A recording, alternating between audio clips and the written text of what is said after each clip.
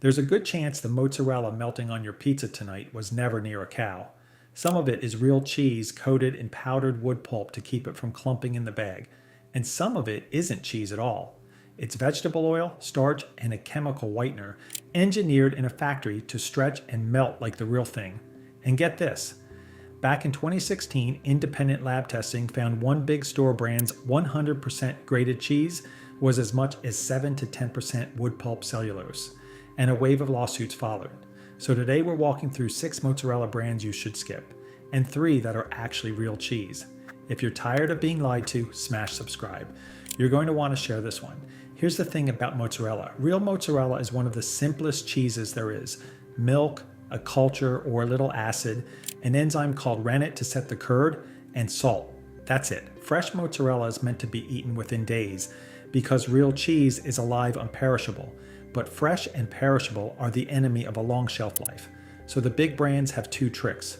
For shredded cheese, they coat real cheese in powdered cellulose, wood pulp, plus potato starch and a mold-inhibiting fungicide, so it pours freely and lasts for months. For the cheapest pizzas, they skip the milk entirely and build a cheese out of vegetable oil. The 2 words that tell you you're being shorted are cellulose and imitation. Once you can spot them, the dairy case splits cleanly into real cheese and everything pretending. Let's name names. Number 6 is the cheap bag in every freezer aisle cart. Great value shredded mozzarella, the Walmart store brand.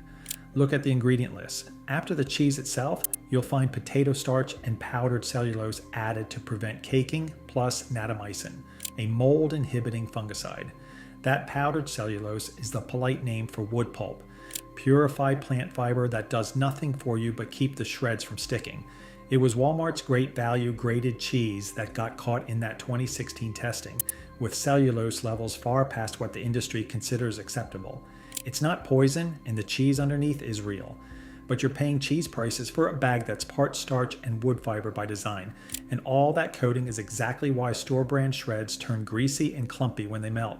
You can do better for almost the same money. Number 5 is the one that markets itself as the honest option. Sargento, the brand whose whole pitch is 100% real, natural cheese. And the cheese is real. But flip the bag of shredded mozzarella over and you'll still find potato starch and natamycin coating every shred, the same anti-caking treatment as the cheaper bags. What makes this particularly worth knowing is what happened in 2024. Sargento recalled a batch of shredded cheese over possible listeria contamination. The products in that recall were sold to food services rather than in the branded bags. But it's a reminder that pre-shredded cheese, sitting cut up and surface treated in a bag, carries more risk than a sealed block. Listeria is exactly the kind of thing older adults need to take seriously. The honest move isn't a prettier bag of shreds, it's buying the block and shredding it yourself.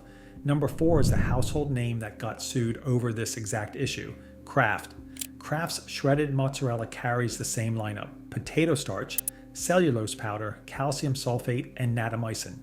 But Kraft earned its spot because of the receipt. In 2016, when that wood pulp story broke, Kraft Heinz was named in class action lawsuits over its 100% grated Parmesan, which independent testing pegged at around 3.8% cellulose. The company's defense was essentially that the wood pulp was within legal limits, which is true, and also exactly the problem. The real kicker is the phrase 100%.